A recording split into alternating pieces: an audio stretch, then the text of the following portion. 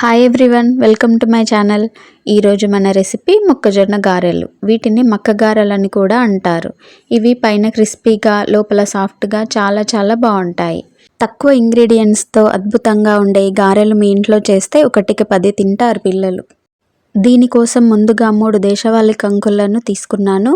ఇవి ఇలా గింజలుగా ఒలిసి ఒక బౌల్లో తీసుకోవాలి. ఈ గింజలను ఒక మిక్సీ జార్లోకి వేసుకోవాలి. దీనిలో 4 ఎండుమిర్చీలను సగానికి కట్ చేసుకొని వేసుకోవాలి.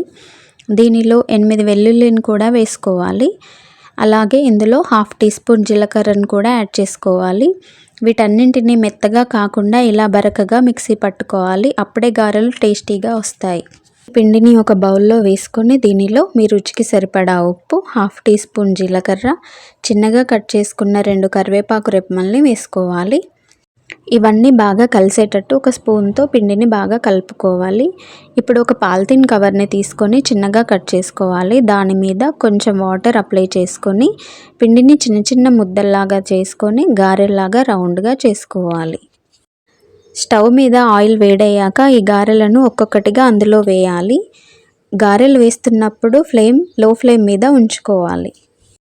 ఇలాగే అన్ని గారెలు వేసుకున్నాక వీటిని మీడియం ఫ్లేమ్ మీద 2 నిమిషాల పాటు వదిలేయాలి. వేసిన వెంటనే కదపకూడదు, గారెలు అనేవి చితికిపోతాయి.